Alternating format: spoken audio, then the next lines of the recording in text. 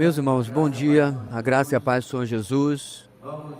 Vamos hoje, 20 de julho, começar uma nova caminhada, uma nova matéria na nossa EBD. Nós encerramos há alguns domingos Provérbios, tivemos um intervalo da EBD colocando outras atividades na nossa igreja e também a questão da IBF que tivemos, enfim, várias situações, mas finalmente cá estamos para dar o nosso pontapé inicial na matéria Pequenas Cartas, Grandes Verdades. Nós vamos abordar nos próximos meses 4 pequenas epístolas do Novo Testamento.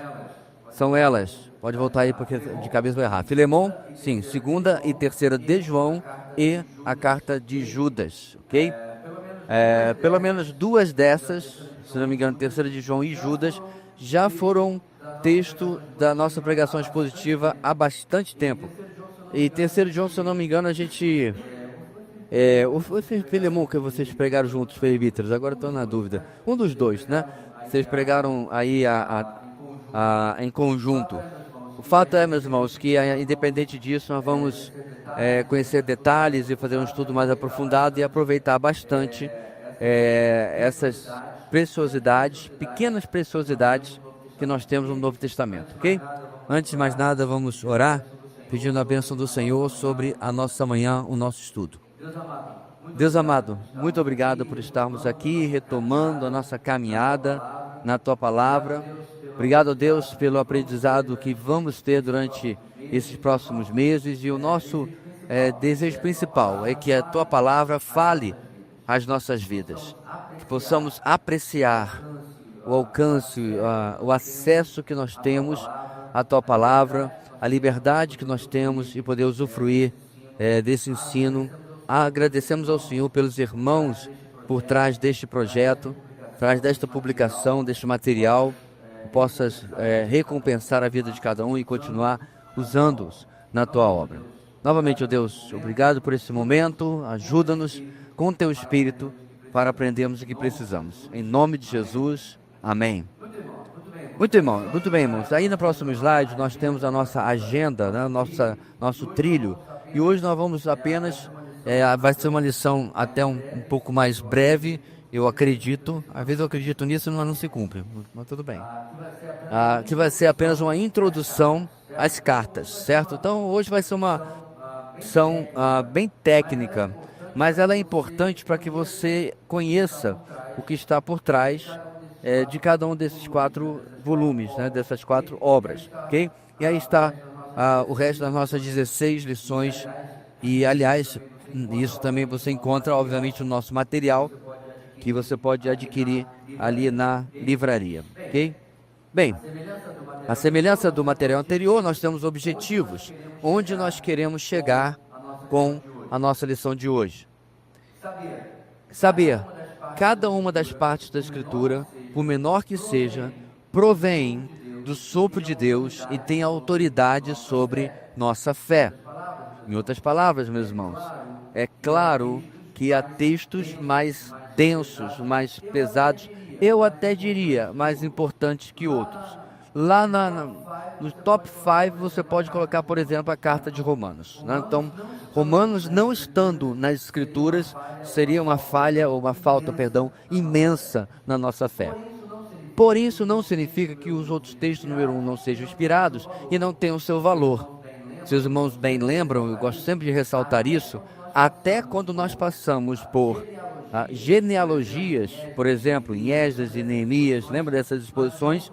Nós não pulamos esses textos, porque os autores não colocaram lá para encher linguiça, certo? Que nem você fazia com o seu trabalho da faculdade, colocava bastante coisa que não tinha nada a ver, para dar volume, né, impressionar o professor. Não, os autores bíblicos, tem gente sorrindo, você já fez isso, os autores bíblicos não faziam isso. Tudo que está lá é inspirado, é importante. Mas é óbvio, meus irmãos, que a genealogia lá em Crônicas, Neemias e Esdras, ou até mesmo os textos da lei em Levítico, não tem o mesmo peso teológico, a mesma verdade importante, como eu falei, por exemplo, de Romanos ou de um dos evangelhos. A diferença de valor ou de peso não significa ausência de importância nesses textos para nós, ok? Sentir. Através do conhecimento da verdade, alcançamos a maturidade e sabedoria para uma vida cristã autêntica. Cada palavra na palavra de Deus, cada texto, possui ou traz princípios que reforçam que esteja em outro lugar. Muitas vezes é assim, repetitivo, porque tem um papel importante na nossa vida. Então, qual é a nossa missão, irmãos, durante esses meses? O que tem, por exemplo, em Filemão, que se não estivesse lá, faltaria à minha vida cristã? Então, a nossa vida cristã, ela é um conjunto de princípios, né, e ordenanças e ordens e etc., que Deus coloca para que a nossa vida tenha propósito, que tenha ordem, que funcionemos da maneira como precisamos funcionar neste mundo como cristãos. Se determinado texto traz esse princípio, esse é o objetivo que eu devo prestar atenção ali. Então, é curioso, meus irmãos, porque muitas vezes nós passamos por cima de determinados textos, por exemplo, numa leitura anual, e aí quando a gente para fazer, por exemplo, o devocional, acendem luzinhas que a gente não tinha percebido antes. Estava lá, mas numa leitura meio ventilador, né, a gente não prestou atenção como deveria. No meu caso, isso aconteceu inúmeras vezes preparando uma pregação expositiva. Em me debruçar mais tempo sobre aquele texto, né, horas, na verdade, a gente vê o quanto a palavra de Deus é profunda e quanto ela tem a contribuir com a nossa vida. E, finalmente, agir. O aprendizado bíblico deve ser aplicado pelo Espírito Santo ao coração para que resulte em ação. Ou seja, a resposta óbvia diante da palavra de Deus é obediência. Eu vou ser um pouco redundante, mas obediência prática. Isso é algo importantíssimo, irmãos. A nossa caminhada com o Senhor é sempre perguntar: o que eu preciso fazer agora diante disso daqui?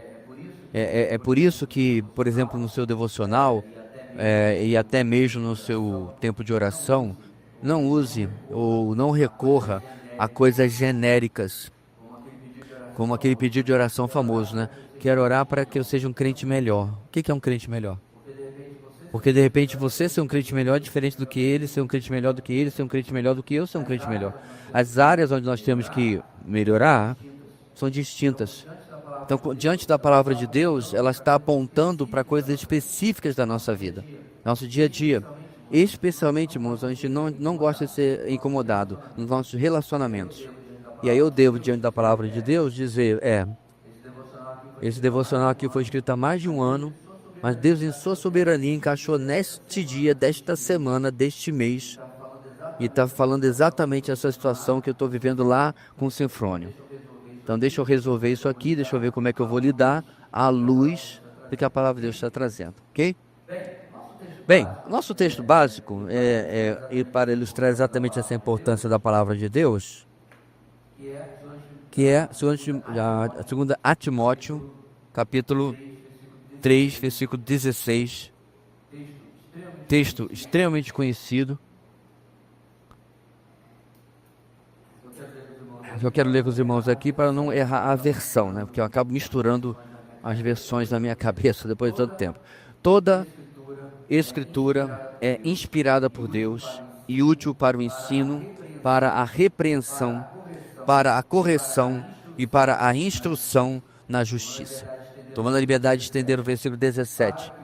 Para que o homem de Deus seja apto e plenamente preparado para toda boa obra.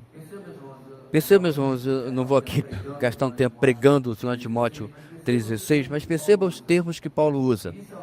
Inicialmente, a palavra inspirada, ela é a gente chama de rapax legomena, ou seja, uma palavra que acontece apenas uma vez no Novo Testamento. Ela significa literalmente soprada por Deus.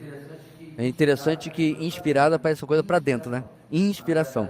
Mas na verdade a palavra de Deus foi expirada por Deus, ela foi soprada por Deus. Mas repara os verbos que se seguem, dizendo que ela é útil para quê? O ensino. Até aí está legal, né? Eu adoro aprender. Mas olha o próximo verbo. Repreensão. Olha o próximo. Correção. E aí, finalmente, ele volta à instrução na justiça. Porque, meus irmãos, não tem para onde nós corrermos. Nós somos seres extremamente falhos. Somos seres que, infelizmente, insistimos nos mesmos erros. Quantas vezes você já pediu perdão a Deus por algo que não era a primeira vez? Então nós temos que ser, infelizmente, reconduzidos, consertados. Inclusive, um desses verbos tem exatamente essa ideia de consertar ossos, de colocar o que está quebrado no lugar, para que a gente possa ser trabalhado naquilo.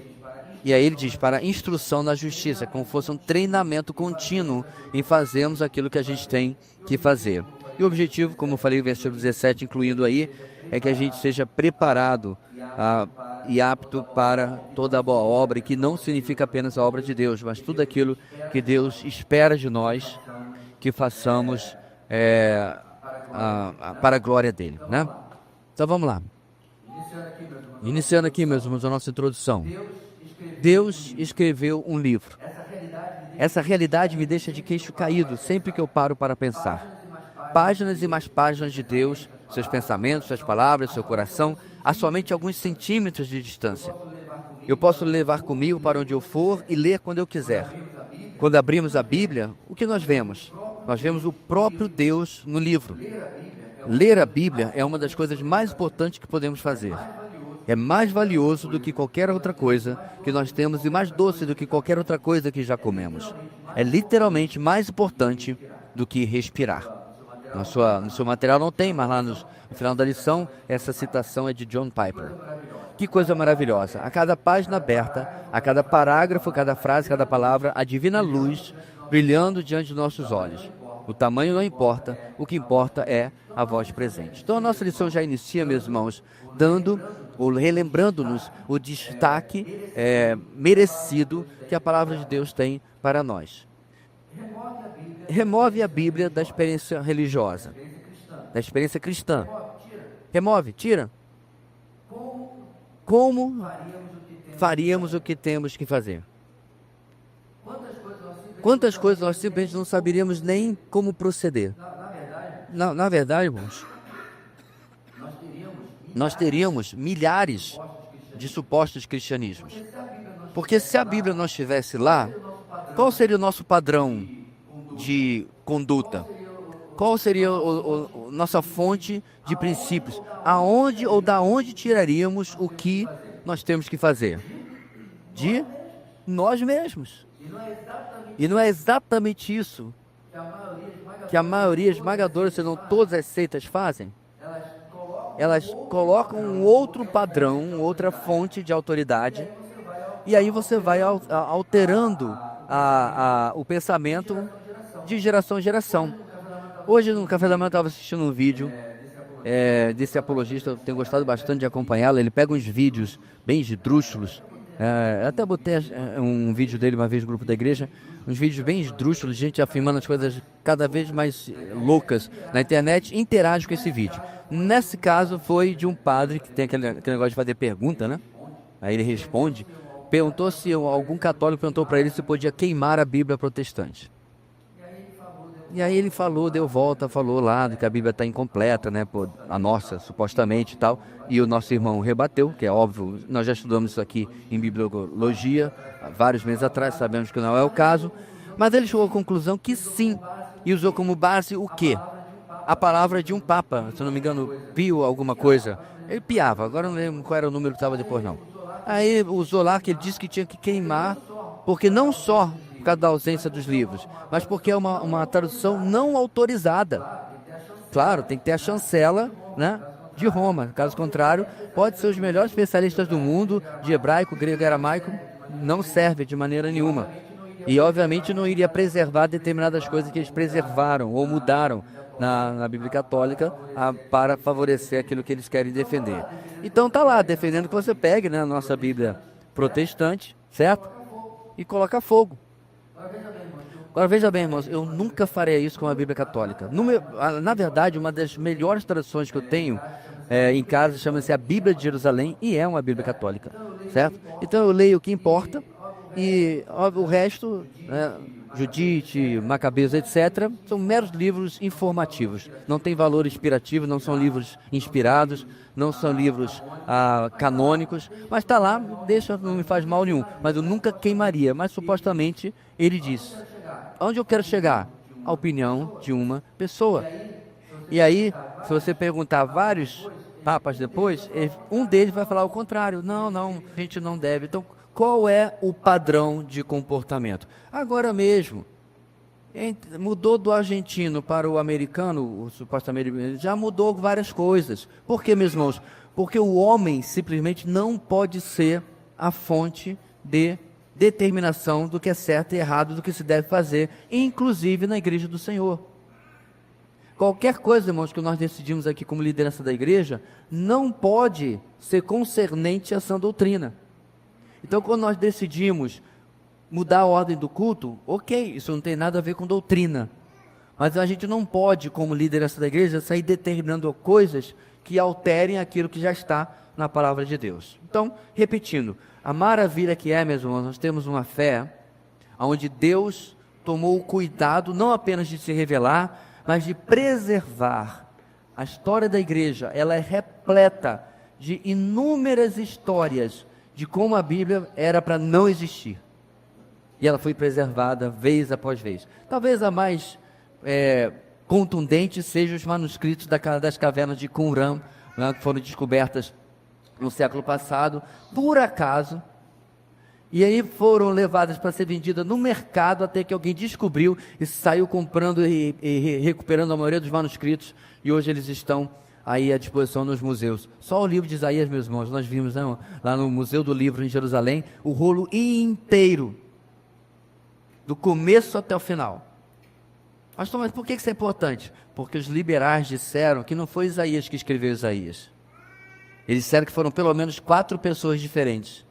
Aí você vai e encontra um rolo inteiro. O bom do liberal, meus irmãos, é que ele vive mordendo a língua. É só deixar o tempo passar. Quer seja o estudo dos manuscritos ou a própria arqueologia, sempre os contradiz. Ainda nossa introdução, meus irmãos. As cartas de Filemão, 2ª e 3ª de João e Judas, por causa do seu tamanho, geralmente não recebem a devida atenção. Assim, infelizmente, esses preciosos documentos estão na periferia da leitura, pregação e discipulado de muitas igrejas. Na verdade, penso que alguns cristãos nem sabem que há uma carta chamada Judas. Deus nos ajude. Apesar de serem correspondências bíblicas curtíssimas, elas são inspiradas por Deus, canônicas e úteis para o nosso ensino, como todos os livros que compõem o Novo Testamento. Por isso, é indispensável ler, estudar e aprender com cada uma dessas pequenas cartas, pois elas estão repletas de grandes verdades. Então é aquilo que eu comecei a dizer na nossa introdução. É claro, elas não vão chegar aos pés de uma carta aos Romanos, de um Evangelho de Mateus que estamos hoje, sim. Mas, meus irmãos, se você lê com calma, você percebe ali detalhes, questões nesses pequenos, vamos chamar, bilhetes que foram enviados, extremamente preciosos para a nossa vida, ok? Então vamos lá, nosso primeiro ponto é uma visão panorâmica das pequenas cartas. Nós vamos uma por uma e a partir do domingo que vem a gente começa a detalhar a primeira de Filemão e assim a gente vai caminhando, ok? Antes de conhecer panoramicamente Filemão, 2º e 3º de João e Judas, é importante esclarecer que pequenas cartas não formam um grupo específico de correspondência no Novo Testamento. Na verdade, todas elas já fazem parte de um determinado time de cartas e recebem uma designação própria. Por exemplo, Filemão pertence ao agrupamento de epístolas intituladas Cartas da Prisão. Já 2ª, 3ª de João e Judas compõem a classe das cartas gerais. Você já deve ter visto e lembrar disso, que nós temos divisões da Bíblia, não é isso? No Novo Testamento, aqui no caso, nós temos os Evangelhos, você tem o livro histórico que é apenas o livro de Atos. Repare como se toma o cuidado de não colocar os Evangelhos junto com Atos como uma categoria de livros históricos, porque os Evangelhos não são nem uma biografia e nem um livro histórico. Se você pegar todos os dias que você tem nos Evangelhos, não dá muito mais do que 2 meses ou 3 meses, se eu não me engano. E Jesus teve um ministério de 3 anos, fora o resto da sua vida. Então não é um livro biográfico, não é o objetivo dos evangelhos. Eles são o que eu estou dizendo, evangelhos. Você tem livro histórico. E aí você vem as epístolas paulinas, que compõem mais da metade do Novo Testamento. E dentro dessas epístolas paulinas, você tem essa subcategoria, cartas da prisão, ok? E, entre elas, a carta de Filemão também.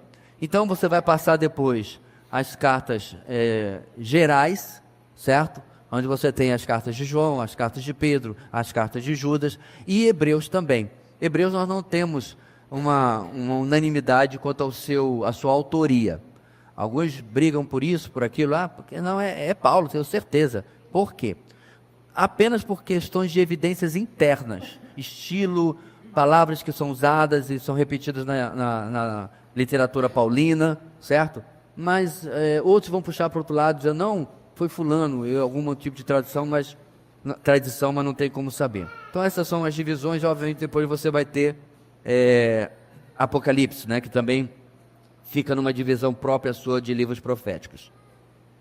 Juntamos as pequenas cartas para compor essa revista, objetivando mostrar o grande valor dessas correspondências neotestamentárias que muitas vezes são completamente ignoradas. Essa verdade pode ser concluída por você mesmo ao responder as seguintes perguntas. Então vamos lá, vamos ver se a gente realmente tem valorizado e não precisaria de ser chamado a atenção nessas cartas. Olha lá, qual foi a última vez que você leu essas 4 pequenas cartas do Novo Testamento? Eu incluiria, sem ser na leitura anual, porque aí é óbvio, né? Vai passar por lá, né? Qual foi o... acho que hoje eu vou ler Filemão. Qual foi a última vez que você, de caso pensado, pensou, eu vou ler esse texto aqui, porque simplesmente eu quero? Quantos sermões ou estudos bíblicos você já ouviu baseados nessas epístolas? Bem, pelo menos nesta igreja, você já ouviu pelo menos de 2 delas. Nós já tivemos a exposição, né, há bastante tempo atrás, ok? E aqui estamos no nosso EBD. Lembra de algum versículo decorado, extraído de Filemão, 2ª, 3ª de João e Judas? Irmãos, eu vou ser sincero, eu só lembro de um. Assim, de cabeça, na ponta da língua, não tenho maior alegria do que saber que meus filhos andam na verdade. Eu sei de outros textos que estão lá, mas saber do versículo decorado, puxando... não, claro, Judas, isso eu também sei, né? Quando Judas começa dizendo que ele ia escrever sobre a nossa salvação comum, certo? Mas aí ele decidiu escrever sobre a defesa da fé, e aí ele continua, né? Aquela parte também eu conheço. De cor, eu digo, né? Vamos lá. Se suas respostas lhe causaram constrangimento, então essa é a oportunidade de ser impactado com as grandes verdades divinas contidas nessas pequenas cartas. Uma coisa, meus irmãos, que me entristece muito na igreja em geral, é como elas geralmente, ou elas, muitas, na verdade, giram ao redor dos mesmos temas, dos mesmos textos, ano após ano. Vocês lembram quando nós passamos pela exposição de Gênesis? Eu fiz questão de perguntar quantos já tinham ouvido uma mensagem, não vou lembrar agora o número do capítulo, mas é o capítulo entre a venda de José para o Egito e depois quando ele já está na casa de Potifar e ele é tentado pela mulher de Potifar. O que tem ali no meio, irmãos, como um sanduíche? A narrativa sobre Judá e Tamar. E eu perguntei naquela ocasião, quantos aqui já ouviram uma mensagem, e tem gente aqui que tem tanto tempo de convertido que já está com prazo de validade bem avançado. Quantas pessoas já tinham ouvido uma mensagem no texto de Judá e Tamar? Ninguém levantou a mão. 120, 130 pessoas naquele culto, ninguém levantou a mão. Sabe por quê, meus irmãos? Tem um autor argentino, o nome dele é Juan Carlos Ortiz. Ele tem um livro muito bom sobre discipulado. Ele fala sobre o 5º evangelho. Pastor, que 5º evangelho? Tem apócrifo? Não, o 5º evangelho é o evangelho das nossas passagens bíblicas preferidas. São as seleções que a gente faz, né, na Bíblia toda. Eleva os meus olhos para os montes, de onde me virá o socorro? Eu até declamo. Mas quando o texto bíblico, meus irmãos, é tipo, por que vocês me chamam Senhor, Senhor e não fazem o que eu mando? Esse não está no 5º evangelho, porque, pastor, mas é que, então, sacomé, né? Tem condição, não está lá. E ele fala muito sério sobre isso, irmãos, como a gente tem as passagens preferidas, que são passagens de consolo, que são passagens que... Não, é a Bíblia coach, né? A gente gosta daquela coisa com a gente para riba, para cima, e fala e tal, e coloca a gente, né, pronto para encarar o dia. Mas se você parar para pensar, a Bíblia, em sua enorme maioria, ela é muito mais confrontativa do que consolatativa. Consoladora. Muito mais. Ela tem muito mais confrontação, meus irmãos. Ela expõe os pecados de Abraão, de Jacó, de Isaac, para nos alertar. Mas daí a gente está treinado na modernidade evangélica a ler essas mesmas narrativas e dizer, eu vou ser próspero como Abraão. Tá, mas e vender tua mulher 2 vezes você vai também não? Porque essa é a grande falha de caráter de Abraão no início.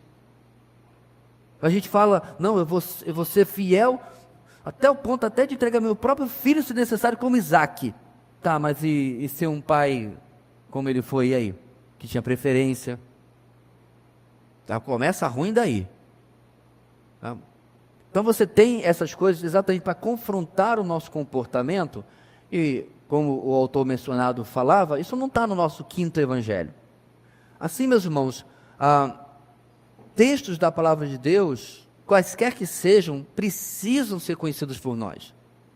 Vamos dar um spoiler aqui, até não é porque nós já lemos Filemão, né? Paulo vai pedir que Filemão perdoe camarada que lhe deu prejuízo, camarada que lhe foi infiel, que lhe foi desleal. É muito bonito, meus irmãos, ver, nossa, olha Paulo aqui, isso é lindo, né? Quando é com os outros, quando é comigo, não é tão simples assim. E esse é exatamente o valor das Escrituras, meus irmãos, mostrar que gente de carne e osso fez coisas que eu não consigo contemplar em mim fazer, na minha vida, no meu dia a dia, Então Paulo vai falar de coisas pesadas, como dizendo para o seu correspondente, para não dizer que você me deve a própria vida. Ele vai falar sobre gratidão. Ele não está falando de vida, ele com certeza está falando de vida espiritual, de um filho na fé, de alguém que Paulo investiu. Então Paulo, sendo Paulo, não era nada sutil, ele cobra o correto, a gratidão que devemos ter para com aqueles que investiram na nossa vida. Nenhum de nós, irmãos, eu vou pegar a senha 001, nenhum de nós chegou aqui sozinho. Eu tenho uma legião de irmãos que, se apagasse da minha história, eu não estaria aqui. Então essas pequenas, fortes confrontações estão também em cartas tão mal conhecidas como essas aqui. Vamos lá. 1.1, Filemão. Das várias cartas do Novo Testamento que saíram da pena do apóstolo Paulo, sem sombras de dúvidas, Filemão é a única. Os motivos que contribuem para essa afirmação são, primeiro, o seu tamanho, sendo a mais curta, é um bilhete, né, na Bíblia. 2, o tom pessoal dado por Paulo. Indubitavelmente, diz Hale no seu comentário, ela contribui para o nosso conhecimento sobre o caráter e os dons de Paulo, demonstra a obra de um cavalheiro cristão, sendo cheio de consideração, discrição, graciosidade e calor afetivo. Então, coisas que nós não descobrimos, por exemplo, em Romanos, onde Paulo só vai ir para o lado pessoal, lá no capítulo 16, quando ele manda aquela lista de saudações, né? Tem coisas interessantes ali, nós encontramos aqui em Filemão esse tom pessoal por parte de Paulo em um bilhete, em uma carta tão pequena assim. O que me traz também, irmãos, mais um espanto com a parte do Senhor, de ter preservado um texto tão pequeno. Talvez seria mais fácil preservar um texto grande, um pergaminho grande de ser guardado, mas isso literalmente devia ser, leu, enrolou, cuidado isso aí, para não perder, bora copiar, né? Aquilo que Paulo enviou aqui nesse texto. Vamos falar um pouquinho da ocasião e propósito. Uma leitura cuidadosa desta epístola nos oferece informações necessárias para deduzirmos as circunstâncias que levaram Paulo a escrevê-la. A correspondência em questão tem como teor a solicitação do apóstolo a Filemão, que recebeu como irmão o seu escravo fugitivo, que provavelmente roubou algum dinheiro ou bem precioso de sua propriedade, mas que se converteu e, aspas, foi transformado de um escravo inaproveitável em útil irmão cristão. Hail, né? Escreve isso daí. Então veja bem, meus irmãos, nós temos bastante condição de entender o que está acontecendo nessa carta, porque ela é muito objetiva. Ela nada mais, nada menos é do que uma autoridade espiritual, no caso na vida de Filemão, que é Paulo, dizendo, olha, tal e tal aconteceu, e a coisa certa a fazer é isso aqui. Beleza? Alguma pergunta? Então, não tem muito rodeio, não tem muita cerimônia, certo? Eu sei o que ele fez. Paulo inclusive diz, se ele está lhe devendo alguma coisa, cobre juros. É isso, irmãos? Não. Paulo diz, coloque na minha conta. Eu estou pedindo, talvez cobrando de você um sacrifício, mas eu também posso fazer um sacrifício, para que a coisa certa aconteça, para que a experiência cristã prevaleça no nosso meio. Então, nós não temos absoluta certeza, irmão, se realmente o escravo roubou ou não, é uma suposição, mas ele era escravo. Então, de novo, no cenário, no clima político que nós temos, não hoje, mas há bastante tempo, só um parênteses aqui, meus irmãos, eu estou assistindo um programa de 2003, são 22 anos, certo? O que tem nesse programa não tem como ser feito hoje. O programa ia ser cancelado, ia ter protesto, ia queimar a internet. 22 décadas. Não pode mais brincar com aquilo, não pode mais tocar com aquilo, não pode brincar com mais nada. Tudo é alguma fobia. Agora pensa bem, quando a gente lê um texto desse,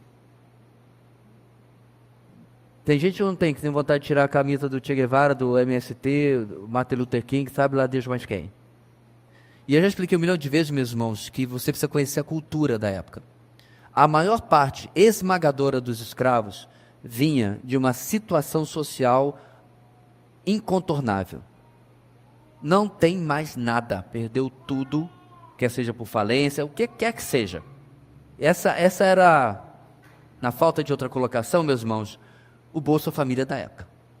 Você trabalha para sobreviver. Então a gente tem essa dificuldade com essa palavra, por quê? Porque na nossa cabeça, né, já vai direto para a senzala, que não tem absolutamente nada a ver com o que está acontecendo aqui. Mas o fato é, Onésimo, que é o nome dele, ele tinha alguma dívida para com Filemão. Ele foge sem pagar essa dívida. Se a dívida era, como eu falei, porque ele faliu, né, se tornou miserável, precisava disso para sobreviver, nós não sabemos. Havia também, é claro, historicamente, a escravidão, que era quando um povo conquistava o outro. Você tinha uma simples escolha, né? A espada ou o grilhão. Então, a gente precisa compreender, meus irmãos, que não dá para você pegar a cabeça do século 21 e fazer julgamento de valor do século I. E nem antes, porque o mundo funcionava de outra maneira. Ok? E aqui não está absolutamente nenhuma defesa ou justificativa esfarrapada do que aconteceu no Brasil ou em boa parte do mundo, né? De maneira nenhuma. Isso é um problema à parte, complicadíssimo e que não tem nada a ver com o nosso texto. Olha, é interessante, perceba, Paulo em lugar nenhum diz, recebe Onésimo de volta e libere-o. Isso não vai encontrar isso no Novo Testamento. Porque você precisa entender como a estrutura social da época funcionava, que era completamente diferente de hoje. Agora, vai botar isso na cabeça de militante, né? É difícil. Bem, onde essa carta foi escrita? Quando essa carta foi escrita? Data e local, letra B aqui. Filemão, como já mencionado, compõe juntamente com Efésios, Filipenses e Colossenses um grupo de cartas denominadas Cartas da Prisão, que foram escritas durante o seu aprisionamento, o aprisionamento de Paulo em Roma, quando esperava ser julgado pelo César. Isso está lá em Atos capítulo 28. Diante do exposto, a data da escrita dessa epístola é cerca de 59 a 60 depois de Cristo. Então nós estamos aqui, meus irmãos, 3 décadas depois da crucificação, aproximadamente. 2 décadas e meia é mais preciso aí, ou algo perto disso daí. Nós sabemos que prisão é esta. Nós passamos pela exposição de Atos, você já leu Atos várias vezes, e você sabe que ela termina com Paulo em uma prisão domiciliar, ok? Essa não é a mesma prisão que você vai encontrar em 2 Timóteo. Aquela prisão, não. Aquela é a prisão em Roma, de realmente um calabouço. Até hoje, né, eu não visitei, nem lembrava disso aí. Até hoje é um lugar apontado, né, para os turistas. Não posso afirmar categoricamente que seja realmente ali, mas a prisão romana, a prisão de verdade, não era exatamente um hotel nem meia estrela, quanto mais 5. É um lugar ruim, úmido, sujo. Já essa primeira prisão em Roma, não. Por quê? Porque Paulo não havia sido condenado. Paulo ainda não estava no radar de Roma.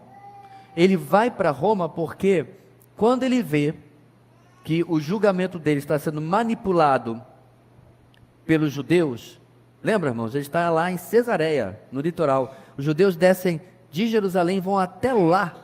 Eu nem lembro mais, na época que eu preguei, eu dei essa informação, mas 40, 50 quilômetros, né? Pegaram um Uber, não, foram a pé mesmo.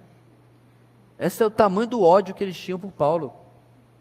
Foram até lá repetir as mentiras para ver se Paulo, né, era condenado. Quando ele vê aquele circo armado, isso deve estar lá por volta do capítulo 25, 26 de Atos, ele diz: eu apelo a César, porque ele era cidadão romano.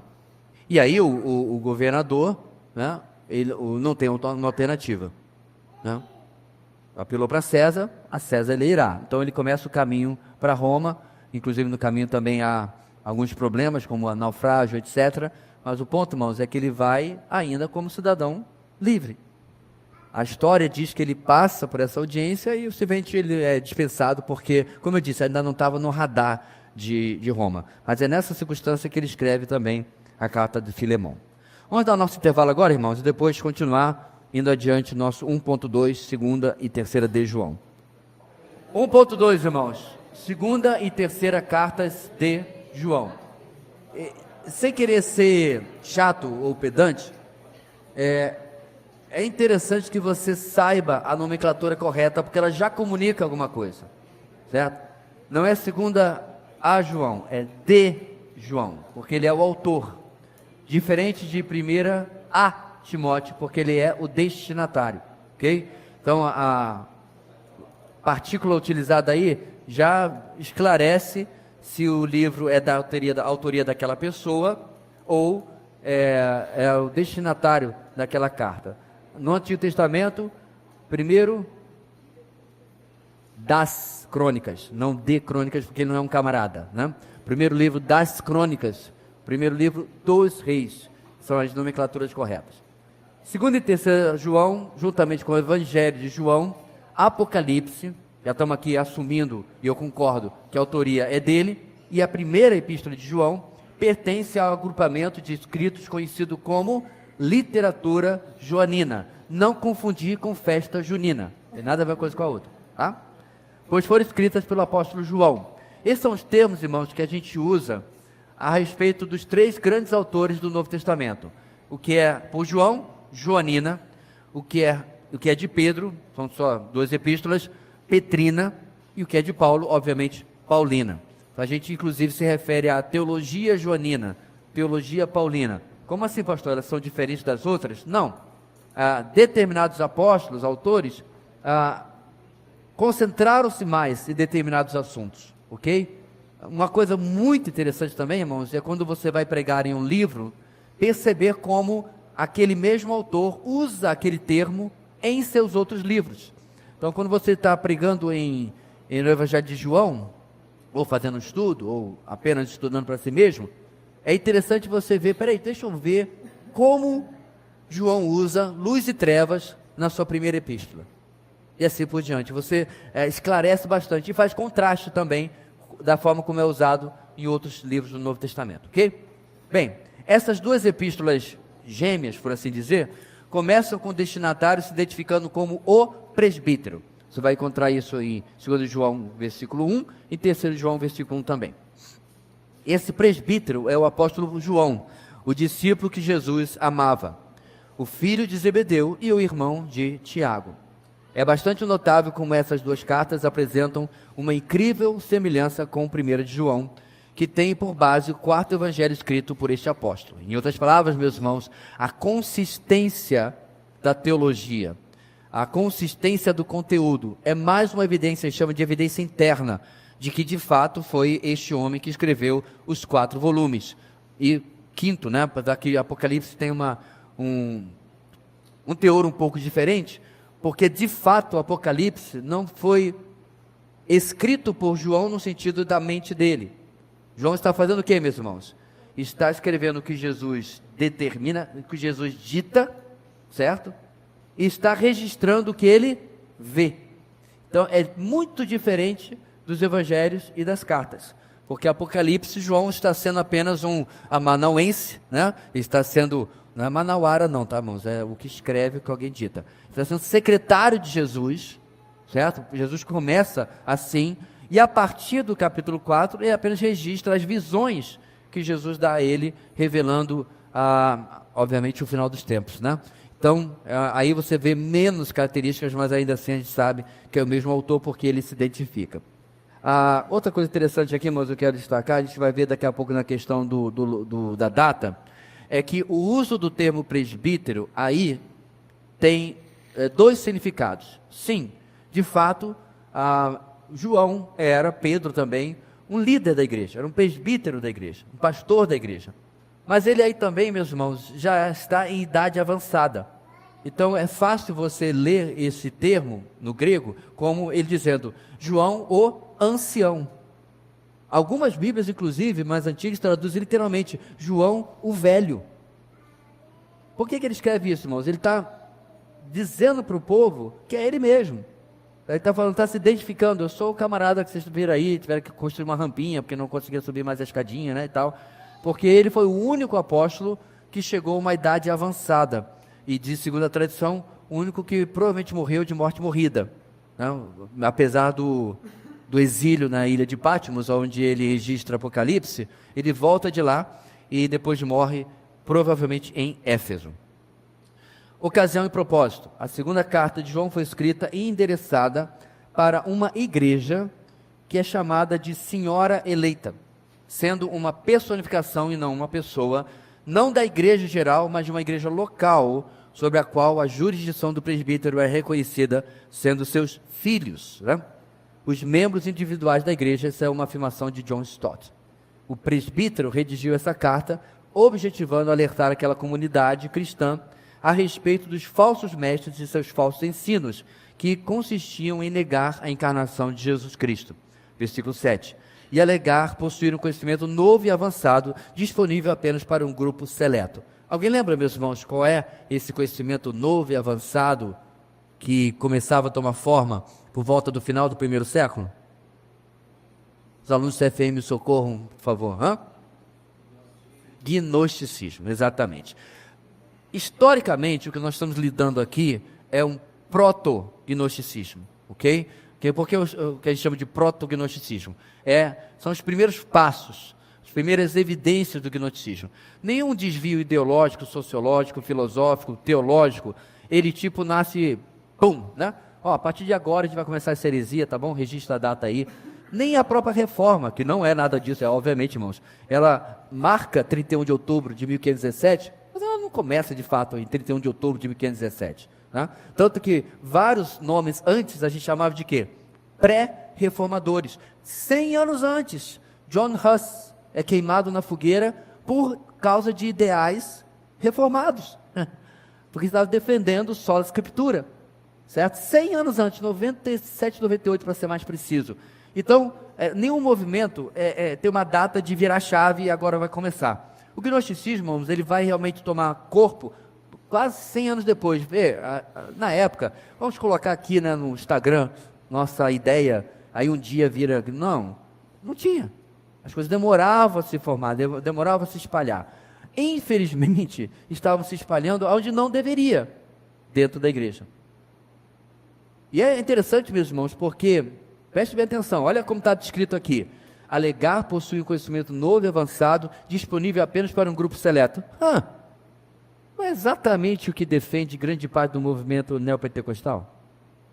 Nós temos uma nova revelação, um novo movimento apostólico. Não estou inventando, isso é um termo, existe hoje. A nova visão. Nós estamos agora surfando na nova onda de Deus para esta geração. Irmãos, há 40 anos eu ouço isso. E para quem é do litoral como eu, essas ondas não passam de uma onda vazia. Você pega a onda, a prancha já cai porque não vai para canto nenhum. Não forma túnel, não dá para tirar foto legal, não dá para pegar emoção, porque são ondas vazias. Do jeito que começam, elas param, porque elas não foram feitas por Deus. Deus, obviamente, meus irmãos, tem propósito e às vezes Ele faz isso, faz aquilo, mas o interessante desse pessoal, que é, de certa forma, um gnosticismo cristão, é que eles alegam ter recebido de Deus esta iluminação, esta revelação, e aí começa. O G12 foi assim, com castelhano, sei lá o que, o cara lá da Colômbia, né? E olha o estrago que fez nos últimos 20 anos aí.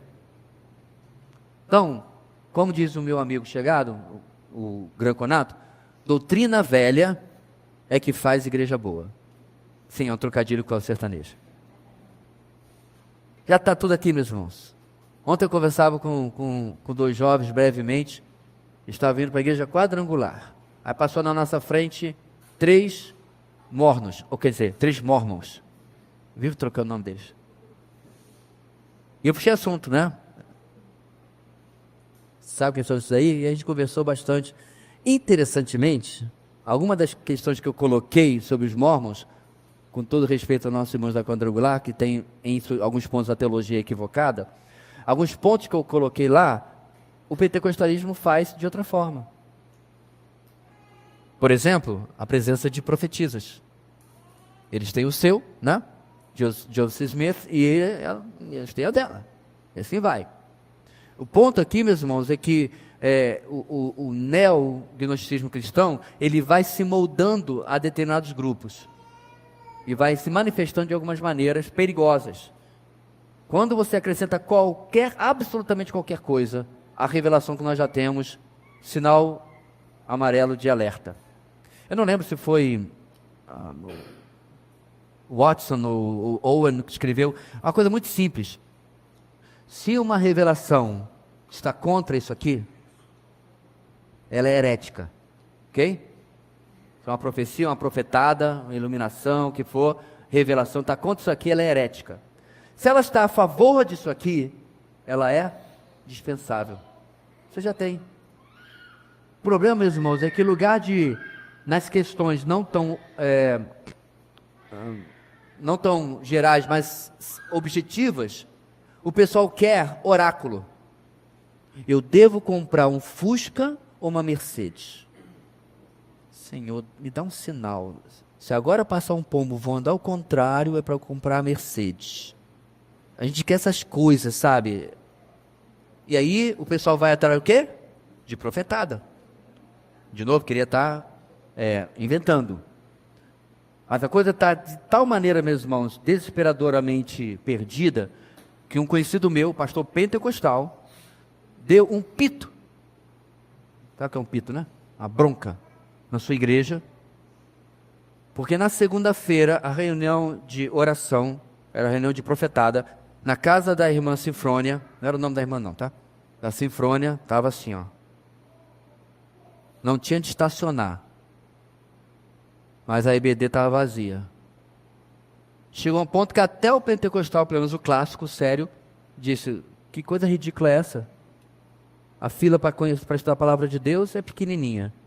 A fila para ver a irmã adivinha no CPF é longa. Porque tinha essas pataquadas, né? Tem uma pessoa aqui, o CPF 231 400. Ponto aqui, meus irmãos, é que falsos mestres, falsos ensinos, não é de hoje que estão circulando, né, o arraial de Deus. Eu espero, irmão, sinceramente, se eu estiver lá no céu, ou quando, melhor dizendo, estiver lá no céu, daqui a 100 anos, eu souber que os seus filhos estão mantendo a igreja na sã doutrina, não fiz muita coisa que eu deveria fazer, mas isso eu fiz. Mas se eles saírem, eu volto para puxar a perna deles. A terceira carta de autoria joanina, essa próxima, irmãos, foi escrita tendo como destinatário primário o amado Gaio, caracterizando-se com uma correspondência específica e pessoal. É importante ressaltar que não se sabe nada a respeito desse cristão, além do que é dito nesta carta, pois a Bíblia não oferece mais informações a seu respeito, mas obviamente era um líder desta igreja. João escreve essa carta para repreender um líder eclesiástico de nome Diótrefes, que gosta de exercer a primazia entre eles e não nos dá acolhida. Versículo 9. Foi exatamente essa carta que os presbíteros pregaram aqui a 3 mãos, né? Há alguns meses atrás. Era um homem que rejeitava a autoridade apostólica e não hospedava os missionários itinerantes que levavam as mensagens do apóstolo. Diante disso, Gaio é encorajado pelo apóstolo João a não imitar tal comportamento. Irmãos, esse camarada, eu não sei se ele é corajoso ou se é louco. Porque, irmãos, eu não estou aqui fazendo idolatria de pessoas. Mas nós estamos falando do apóstolo João. A pior das hipóteses, respeita o velhinho. Meu amado, se eu tenho condição de estar no lugar que esse camarada vai pregar, eu ia perguntar pela milionésima vez, qual foi lá do seu rosto mesmo que você colocou no nome de Jesus? Foi esse ou foi esse aqui? Pura inveja. Então, é óbvio que eles são pecadores. Mas, meus irmãos, os apóstolos, sim, era uma categoria à parte na igreja. Você vai levar mais uma vez um texto meu no boletim de hoje. É só um texto humano. Provavelmente você vai discordar de algumas coisas, concordar com as outras. Não tem nada inspirado ali, não. Não é o que aconteceu com esse camarada que está sendo resistido por esse corajoso do Diótrefes. Você vier de quem? João? Senil. Pode ir embora. Ele era muito corajoso, ou era louco de fazer uma coisa dessa. E o que me chama a atenção, meus irmãos, é que eu acho difícil que absolutamente ninguém nesta igreja soubesse o comportamento desse homem.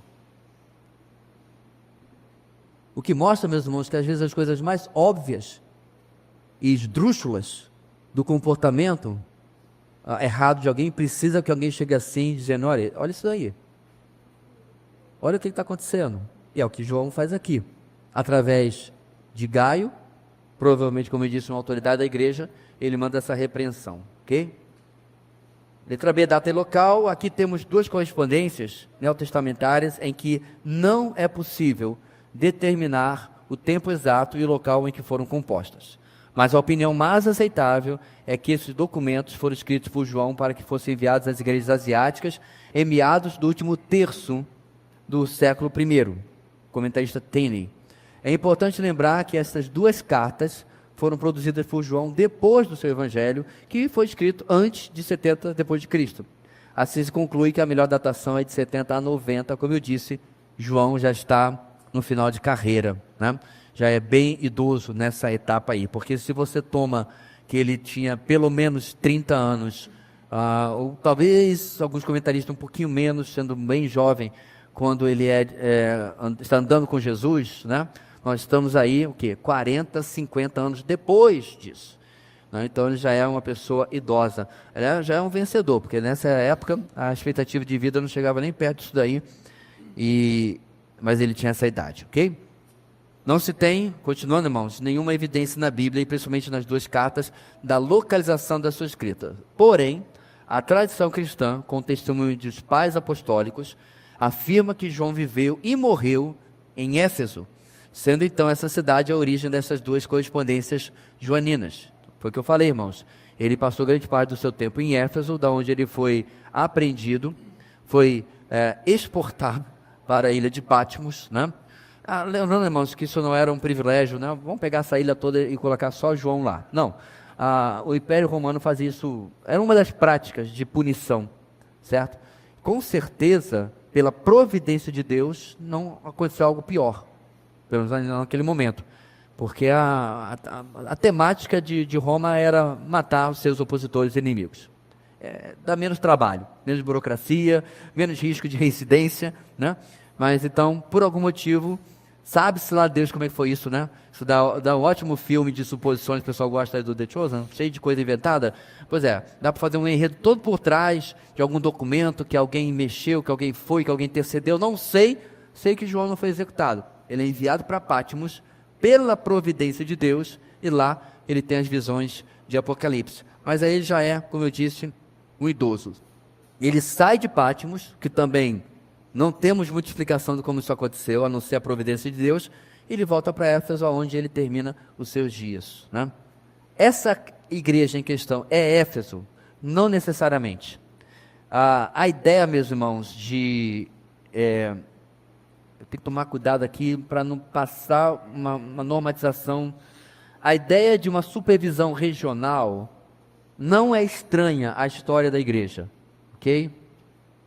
Na Bíblia, pastor, presbítero, bispo, arcebispo, não tem arcebispo, o que mais tem?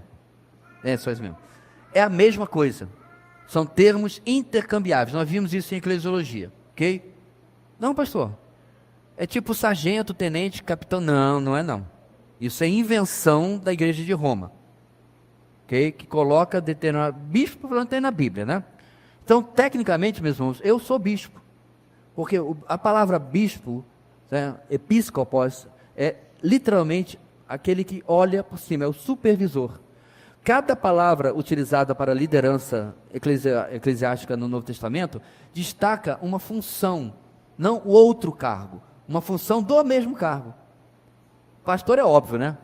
Cuida, pastoreia, etc. Okay? A ideia de presbítero, de ancião, é a ideia de experiência, não necessariamente de idade, mas de tempo de conversão, para contrapor o que Paulo fala em 1 Timóteo capítulo 3, que ele não seja o quê? Novo convertido, que ele não seja neófito. Okay? Então, nossa, por isso que é ridículo mesmo, o menino lá do The Power, The King, The Office, sei lá o quê, ridículo. Isso mostra, meus irmãos, a ignorância da igreja brasileira. A ignorância, porque não tem sentido. Também coloco na mesma leva David Leonardo e outros. Tem competência teológica nenhuma para ser pregador, para ser o que é, mas comprou mais uma casa nos Estados Unidos, porque todo dia nasce um trouxa. Não é assim que a gente falava antigamente? Que segue o pessoal desse. Ainda vai vir em Boa Vista ou cancelar já essa desgraça? Já veio? Causou um impacto incrível, ó. Não aumentou o preço nem do aplicativo, quanto mais de qualquer outra coisa. Não fez nem lé, nem cré, né? Nem fedeu, nem cheirou, como diz na minha terra. Porque não é absolutamente o que a Bíblia fala sobre um pastor, sobre um pregador, sobre um presbítero, e assim por diante. Ok? Então, é importante salientar, meus irmãos, que sim, havia essa supervisão regional. Okay? Principalmente por parte dos apóstolos. Infelizmente, isso se desdobrou para uma hierarquia religiosa engessada, à medida que a igreja foi vou usar um termo errado, mas você vai entender, catolonizando. Eu preferia dizer romanizando, porque eu já expliquei também nesta EBD, que nós somos católicos. Sim ou não? Sim. Porque igreja católica simplesmente significa a igreja da terra toda. Tá? Catholic and, por toda a terra. Só isso. Então, a igreja romana, que se romanizou, é que criou uma hierarquia que não tem na Bíblia. Tá? Isso dito, as evidências mostram que João cuidava de uma região a partir de Éfeso. Obviamente que se você tem o apóstolo João em Éfeso, quem em sã consciência não iria lá o tempo todo? Dá uma olhadinha aqui no meu sermão, o que o senhor acha da minha grande ideia? Eu ia incomodar o WhatsApp dele direto, mas direto, meu amigo. Porque, de novo, é o apóstolo João, tá? Não é o Joãozinho das quebradas, não, é o camarada que, com certeza, poderia me ajudar em alguma coisa. Outro ponto mesmo desse parágrafo. Preciso explicar novamente quem são os pais apostólicos. Pais apostólicos, pais da igreja, mesmos termos, mesmas pessoas, é a geração logo depois dos apóstolos, ok? O último apóstolo, João, morre por volta do ano 90, depois de Cristo, ok? Tertuliano, se não me falha a memória agora, era seu discípulo, ele já era vivo, ele sendo discípulo, obviamente conviveu, né? Não foi por seção espírita. Conviveu com João, cruza a virada do século, e ele é um dos primeiros pais apostólicos. Eu confesso, irmãos, perdoe a memória do seu pastor, se não é Tertuliano, eu estou perto. Então nós temos aí vários desses homens, cujos escritos, preste bem atenção, não são autoritativos, mas estão muito mais próximos da fonte do que, obviamente, Lutero, Calvino, Joversi, né? Então, obviamente, você tem uma pessoa que conviveu com eles, ou conviveu com quem conviveu com eles. Então, é muito precioso, irmãos, ler o que eles escrevem. Então, você tem a carta de Clemente a Roma, né, aos Romanos, que, de novo, não é inspirado, mas tem muita informação interessante. E, principalmente, meus irmãos, olha isso aqui. Nós também aprendemos aqui na EBD, mas, como disse Paulo, repetir não é custoso. 98% do Novo Testamento você encontra nos escritos dos pais apostólicos. Se todos os manuscritos da Bíblia se perdessem, e todas as traduções, vamos começar de novo, do zero, a gente pega os pais apostólicos e aí vai encontrar 98% do Novo Testamento. Não tem, meus irmãos, o ateu que consiga desacreditar as escrituras sagradas. As provas arqueológicas, manuscríticas, crítica textual, não tem como você correr. Nós vimos isso, tanto na aula de bibliologia, como na mensagem sobre sola escritura, há 2 ou 3 anos atrás, quando na época da reforma nós demos aqui, ok? Não tem como não comprovar isso. Então os pais da igreja têm uma grande utilidade. Inclusive, um desses escritores dessa época afirma categoricamente a volta de Jesus para a instauração do reino milenar. Então, quando o seu amigo amilenista, né, disser que o dispensacionalismo só tem 100 e tantos anos, começou agora, você diz para ele, é verdade. Da mesma forma, o monergismo, o calvinismo só tem 500 anos a partir de Calvino. Porque existe uma diferença, igreja, preste bem atenção. Existe uma diferença entre organizar um pensamento e inaugurar um pensamento. Então, me acompanhe, certo? Vai valer a pena esse parágrafo. Como disse o pastor Edson, isso aqui é de graça, não está dentro da inscrição, não. Determinados sistemas teológicos, irmãos, como por exemplo, os batistas. O que nós cremos só tem 400 anos? Sim ou não? Não. Nós defendemos princípios bíblicos que sempre estiveram na Bíblia.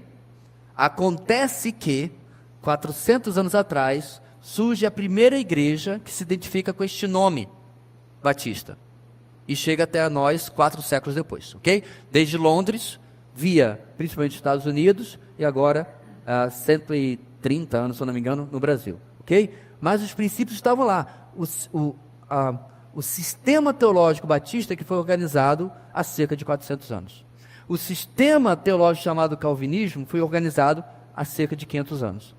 Mas ele nunca disse que inaugurou nada novo.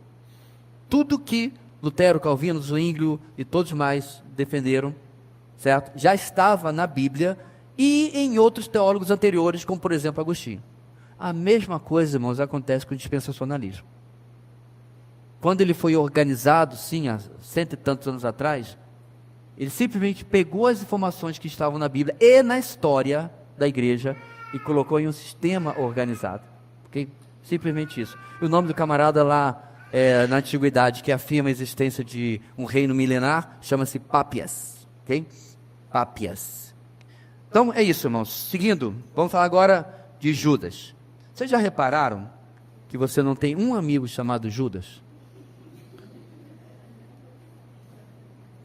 Próxima grávida de menino aqui na igreja. Quebre este tabu. Mas, gente, por quê? Só teve um que não prestou. Eu sei por que esse preconceito. É interessante, irmãos, que não acontece isso em inglês. Você conhece um Judas? O ator Jude Law. O nome dele é Judas. Jude. Por quê? Porque você tem um Judas apóstolo que prestou.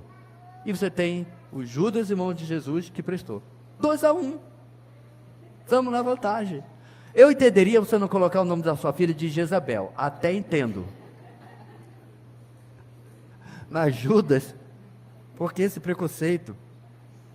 Essa esplêndida correspondência neotestamentária, que é quase desconhecida pelos cristãos modernos, e isto é lamentável, comentário de Hale novamente, surgiu da pena de Judas, que era irmão de Tiago, Judas capítulo 1, o líder da igreja de Jerusalém, aí estão os textos, né? E logicamente, meio-irmão do Senhor Jesus Cristo. Por que a gente afirma assim categoricamente meio-irmão? Porque Jesus não é filho biológico de José, certo? Mas sempre importante, cada ponto a gente deixar, né, bem redondinho em cima de cada i, para não haver dúvidas. Biologicamente, ainda há discussão sobre isso, ele era filho apenas de Maria. Alguns chegam ao ponto, eu não posso falar isso categoricamente que a Bíblia não afirma, que absolutamente nenhum material orgânico foi utilizado de Maria. Eu não sei como esse pessoal fez, teve acesso ao DNA, ao ultrassom. Eu não gosto de conjectura, irmãos, fica com o que a Bíblia diz. A Bíblia não afirma nada disso. Ela afirma categoricamente que não houve participação de José. Isso, ó, vamos junto. A partir daí, meus irmãos, é mera conjectura, gasta-se um tempo enorme discutindo isso. Eu vejo isso nos grupos e eu pego a pipoca e não perco meu tempo, porque não há como você afirmar categoricamente que Jesus não tinha DNA de Maria. E se Deus, aprove a Deus pegar o óvulo de Maria e fecundá-lo sobrenaturalmente? Deus é Deus. Não, pastor.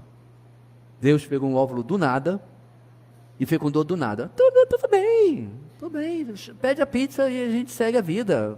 Discussão inútil isso daí. Não muda nada, irmãos, a divindade de Cristo. Absolutamente nada. Nem a divindade e nem a humanidade de Cristo. Ok? Apesar de todo o seu precedente familiar, o autor se apresenta de maneira humilde como servo de Jesus Cristo.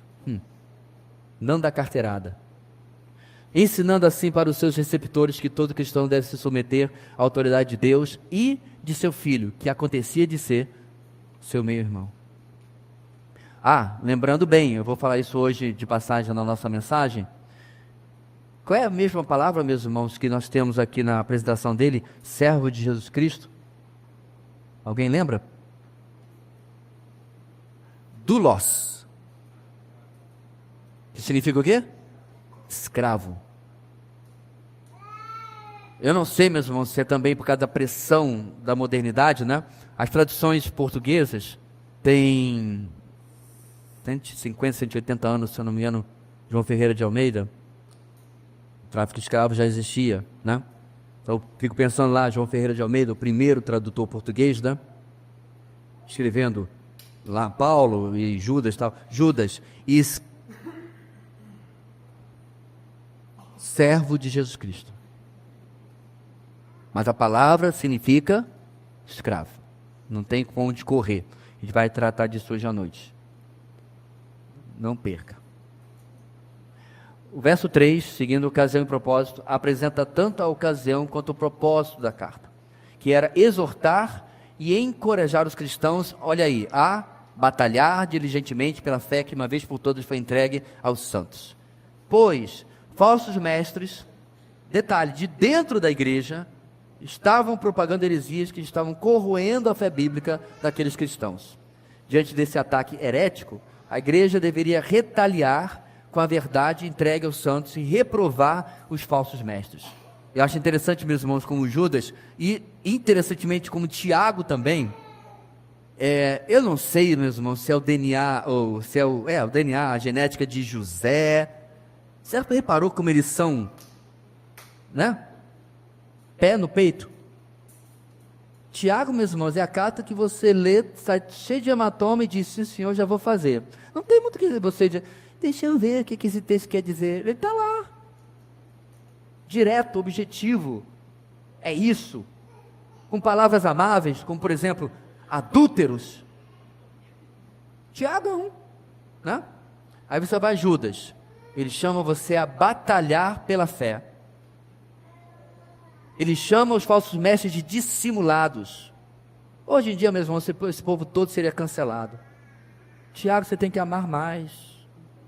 Judas, cadê o amor? Dê a mão a eles. Seja mais inclusivo com os falsos. Seja desse jeito. É importante atualizar a Bíblia, né? Mas, meus irmãos, eles não tinham pena de defender o que tinha que ser defendido. Porque o pior mesmo do que estava acontecendo é que não era um negócio que estava acontecendo lá fora. Estavam entrando, e o texto vai falar isso, dissimuladamente.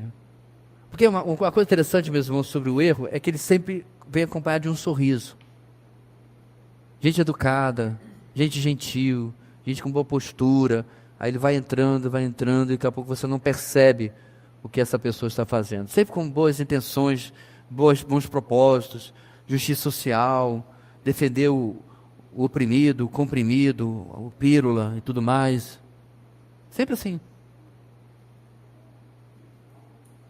É como o pessoal fala sobre o próprio Satanás, né? Eu não sei se você gosta, mas eu gosto de filme de suspense, eu gosto de filme de terror, né? Eu gosto de levar um sustinho de vez em quando. Mas aquilo mesmo da vida real, Satanás se apresenta com uma morena bonita, com um cara sedutor, um cara de boa palavra, um cara educado, bem vestido, uma moça que lhe elogia. Não vem de chifre e tridente. Se é que ele tem chifre e tridente, né? Diga-se de passagem. Não. Porque eu já falei várias vezes, o diabo é o diabo, mas burro ele não é. O erro, o engano, irmão, sempre vem assim, travestido de algo palatável, agradável, desejável, né? Não é à toa que um determinado camarada ouviu de um determinado marqueteiro uns anos atrás: para de ser tão ranzinza, apara essa barba, põe um sorriso, ganhou a eleição. Fato. O cara que brigava, que, né, fumava em público e tal, nunca ganhou nada. Ano após ano, só levando bomba. Remaquiaram, agora come até jabuticaba, olha só. Judas é uma das cartas do Novo Testamento que não se tem nenhuma informação sobre destinatários e local da escrita, pois a própria epístola silencia a respeito dessas questões. Ressaltar-se que isso não diminui o seu valor como palavra de Deus e nem serve como argumento para desconfiar do seu lugar no cânon bíblico.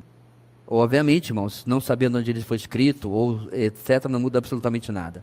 Por sua semelhança com a segunda epístola do apóstolo Pedro, no tratamento dispensado aos falsos mestres, está faltando um Szinho aí, e suas heresias, alguns a colocam em mais ou menos 70 depois de Cristo. E é verdade, meus, há muitos paralelos entre Judas e a segunda carta de Pedro, muito interessante mesmo. Então, meus irmãos, essas são as 4 obras que nos próximos bons meses nós vamos até outubro, não é isso? Deu lá o nosso planejamento?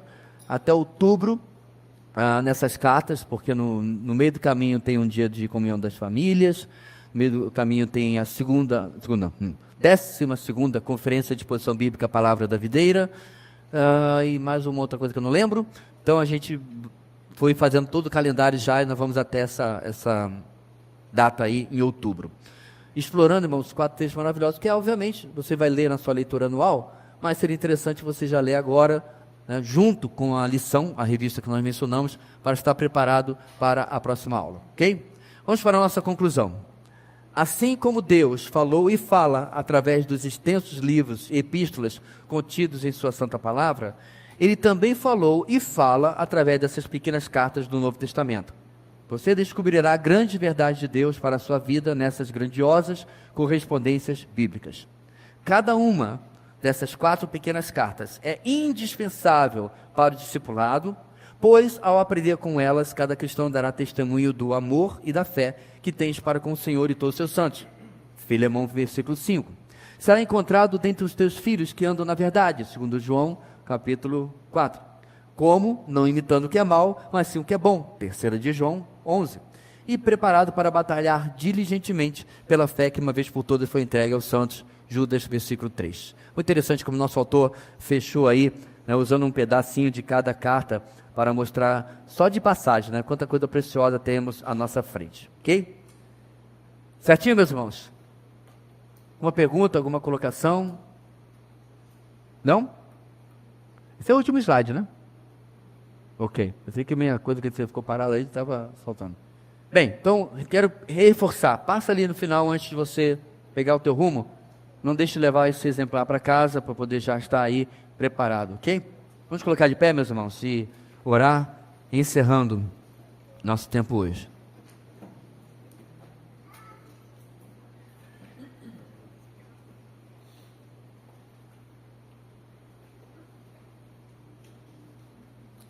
Oremos. Deus querido, muito obrigado pela tua palavra e pela expectativa que temos de estudar, ó Deus, esses textos maravilhosos, que são como a tua palavra mesmo diz no Salmo 119, 105, lâmpada para os nossos pés e luz para o nosso caminho. Repetindo também, ó Deus, o mesmo Salmo, versículo 18, abre os nossos olhos para que possamos chegar às maravilhas da tua lei, da tua palavra. Dá-nos, ó Deus, um dia de descanso, um dia, ó Deus, de meditação nos desafios, ó Pai, que a vida nos traz segundo a tua permissão e soberania, que à noite possamos estar aqui para louvar e engrandecer o teu nome. Oramos em nome de Jesus. Amém.